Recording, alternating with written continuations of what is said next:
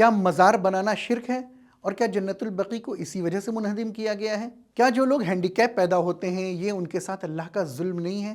جبکہ ہم جانتے ہیں کہ پروردگار عدل کرنے والا ہے اور انصاف کرنے والا ہے۔ ناظرین السلام علیکم ورحمۃ اللہ وبرکاتہ۔ قول باری تعالی ہے وَمَن يُعَظِّمْ شَعَائِرَ اللَّهِ فَإِنَّهَا مِن تَقْوَى الْقُلُوبِ۔ شاعر الہی کی تعظیم کرنا یہ تقوی الہی میں سے ہے۔ اور اگر آج کی دنیا میں ہم یہ دیکھیں کہ شاعر الہی کی سب سے بہترین اور سب سے عظیم مصداق کون ہیں تو وہ اہل بیت علیہم السلام ہیں، کہ جن کے بارے میں قرآن مجید میں آیات موجود ہیں۔ حضرت محمد مصطفیٰ صلی اللہ علیہ وآلہ وسلم کی بے شمار روایات ان کی تعظیم کے لیے، ان کی محبت کے لیے، ان کی مودت کے لیے موجود ہیں۔ جب یہ تمام چیزیں ان کی محبت کے لیے اور ان کی عظمت کے لیے ہمارے سامنے موجود ہیں تو آج جب ہم یہ دیکھتے ہیں کہ ان کی جو روضہ مشرفہ ہیں کیوں ان کو ڈھایا گیا، کیوں ان کو مسمار کیا گیا، آخر ان سے دشمنی کی کون سی وجہ ہے؟ آج کے FAQ کا ہمارا پہلا سوال جنت البقیع کے انہدام کے سلسلے میں ہے۔ آئیے چلتے ہیں اپنے سوال کی طرف۔ میرا ایک سوال تھا یہ کہ مزار کی تعمیر کرنا یہ شرک ہے یا نہیں ہے، اور اگر نہیں ہے تو پھر جنت البقیع کو کیوں شہید کیا گیا؟ اس پہ روشنی ڈال دیں۔ بہت بہت شکریہ، والسلام۔ تو آئیے ناظرین چلتے ہیں اپنے عالم دین کی طرف اور اس سوال کا جواب جانتے ہیں۔ بسم اللہ الرحمن الرحیم۔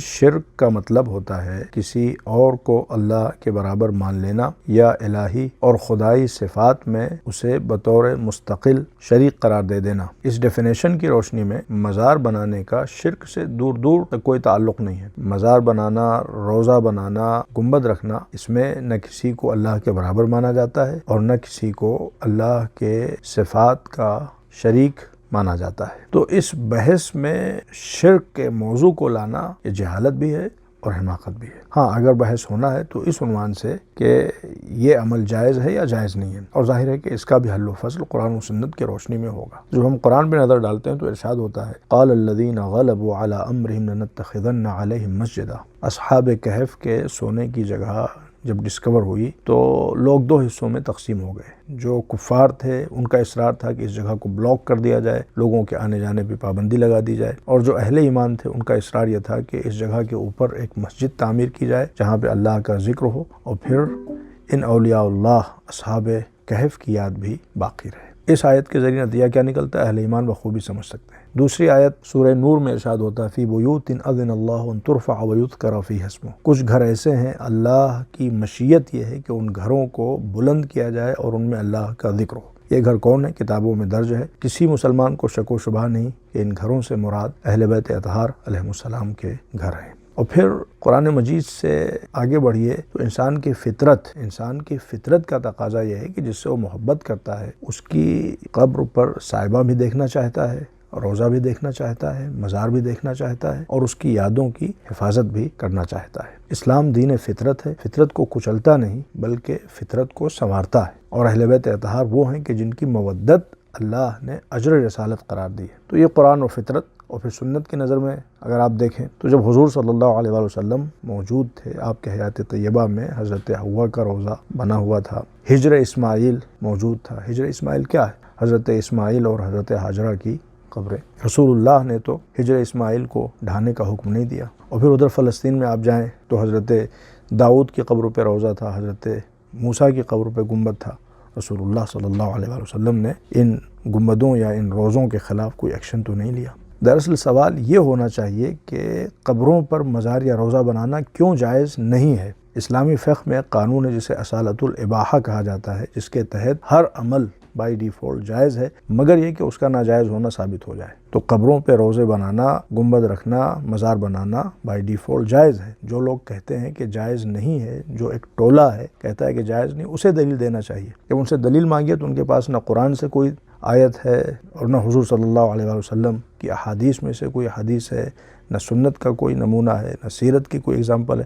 بس ایک لے دے کے ضعیف روایت ہے کہ مولا علی علیہ السلام نے فرمایا کہ رسول اللہ نے مجھے مدینہ بھیجا ایک مشن کے لیے اور مجھ سے کہا کہ کوئی مجسمہ نظر نہ آئے مگر ایک کہ اسے محو کر دینا، اور کوئی قبر نظر نہ آئے مگر ایک کہ اسے برابر کر دینا، اور کوئی کتا نظر نہ آئے مگر ایک اس کو قتل کر دینا۔ پہلی بات تو یہ کہ اس روایت کی سند ضعیف ہے۔ دوسری بات یہ کہ مدینہ رسول اللہ نے مولا علی کو کب بھیجا، ہجرت سے پہلے یا ہجرت کے بعد؟ اگر یہ کہا جائے جائے کہ ہجرت سے پہلے تو ظاہر ہے کہ حالات ایسے نہیں تھے کہ ہجرت سے پہلے مسلمانوں کا سروائیول مشکل تھا مدینے میں، تو اتنا بڑا سٹینڈ لینا کہ مولا علی کو بھیجیں کہ وہ تمام بتوں کو توڑ دیں، یہ چیز سمجھ میں آنے والی نہیں۔ اور اگر بعد از ہجرت کی بات کی جائے تو بعد از ہجرت ظاہر ہے کہ اس عمل کی ضرورت نہیں تھی، اس لیے کہ مدینہ بتوں سے پاک ہو چکا تھا۔ اور اگر یہ روایت صحیح ہے بھی تو تسویہ کا مفہوم کیا ہے؟ دیکھیں، قبر کے بنانے کے دو طریقے رائج تھے، ایک تو یہ کہ قبر کو کوہان کی شکل میں، اونٹ کے کوہان کی شکل میں بنایا جائے، اور دوسرا طریقہ یہ کہ اس قبر کو فلیٹ وتھ 4 کارنرز بنایا جائے۔ اسلام نے اس دوسرے طریقے کو اپروو کیا اور ہماری فقہ میں باقاعدہ طور پہ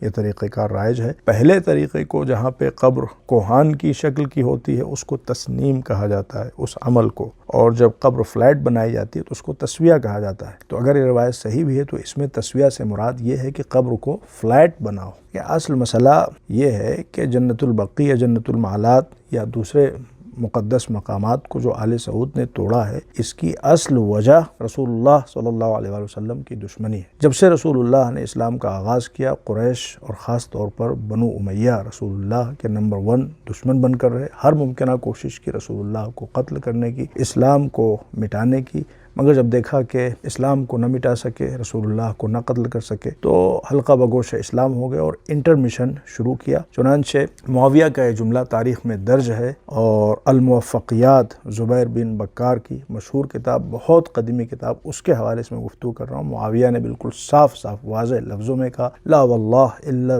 دفنا دفنا، قسم خدا عز و جل کہ میں اس وقت تک سکون سے نہ بیٹھوں گا جب تک نام محمد کو دفن نہ کر دوں۔ یہ آل سعود حقیقت میں قریش اور بنو امیہ کی پالیسی کو کنٹینیو رکھ رہے ہیں، اور انہوں نے اس نام محمد کو مٹانے کی، اسلام دشمنی کی پالیسی کو جاری رکھتے ہوئے 95% اسلام کے مونومنٹس کو مٹا دیا۔ حقیقت میں ایک گزارش ہے، اور اس سے بھی گفتگو تمام، کہ جب ہم جنت البقیع کے حوالے سے کچھ گفتگو کریں، یہ میں شیعوں سے بھی کہہ رہا ہوں، سنیوں سے بھی کہہ رہا ہوں، خبردار ہمیں اس کو شیعہ اور سنی مسئلہ بنا کے نہیں پیش کرنا چاہیے، یہ سب سے بڑی خیانت ہے۔ یہ حقیقت میں اسلام کا مسئلہ ہے، یہ قرآن کا مسئلہ ہے، یہ حضور صلی اللہ علیہ وآلہ وسلم کا مسئلہ ہے۔ جن یادوں کو آل سعود نے مٹایا ہے، 95% یادیں اسلام کی، مونومنٹس اسلام کے، ان کا تعلق کسی خاص فرقے سے نہیں، ان کا تعلق پورے مسلم ورلڈ سے ہے، پورے دین سے ہے، پورے قرآن سے ہے، حضور صلی اللہ علیہ وآلہ وسلم کی عظمتوں سے ہے۔ تمام مسلمانوں کو ایک جٹ ہو کے اس کے خلاف کوشش کرنی چاہیے، اس کے خلاف احتجاج کرنا چاہیے، آل سعود پہ ہر ممکنہ پریشر ڈالنا چاہیے، انٹرنیشنل آرگنائزیشنز کو انوالو کرنا چاہیے۔ یہ حقیقت میں ایک پوری امت کی ہیریٹیج ہے جس کو وہ مسمار کر رہے ہیں، جس کو وہ برباد کر رہے ہیں۔ والسلام علیکم ورحمۃ اللہ تعالی وبرکاتہ۔ ناظرین، آج کا ہمارا دوسرا سوال موت کے سلسلے میں ہے کہ موت ایک ایسی حقیقت ہے کہ جس سے کسی کو بھی انکار نہیں ہے، چاہے وہ کسی بھی ریلیجن کا ماننے والا ہو، کسی بھی دین، کسی بھی مذہب کو ماننے والا ہو، وہ موت کی حقیقت سے انکار نہیں کر سکتا۔ ایک وقت یہ تو ہو سکتا ہے کہ انسان خدا کا انکار کر دے، دین کی ضروریات کا انکار کر دے، لیکن کبھی بھی انسان موت کا انکار نہیں کر سکتا۔ موت ہر ایک کو آنے والی ہے اور موت آ کر رہے گی، لیکن اس کے باوجود بھی جب ہم اپنی پریکٹیکل لائف کو دیکھتے ہیں تو ہم موت کا انکار کرتے نظر آتے ہیں۔ یعنی ہم اپنی زندگی میں اس طریقے کا عمل انجام دیتے ہیں کہ جیسے ہمیں موت کبھی آنی ہی نہیں ہے۔ اور شاید یہی وجہ ہے کہ جب ہم روایت اہل بیت علیہم السلام کی طرف نگاہ کرتے ہیں تو وہاں یہ ملتا ہے کہ دیکھو، قبرستان جایا کرو، قبروں کو دیکھا کرو، جب قبروں کو دیکھو گے تو تمہیں موت کی یاد آئے گی، اور جب تم موت کو یاد کرو گے تو خود بخود تمہارے کردار میں بہتری آئے گی۔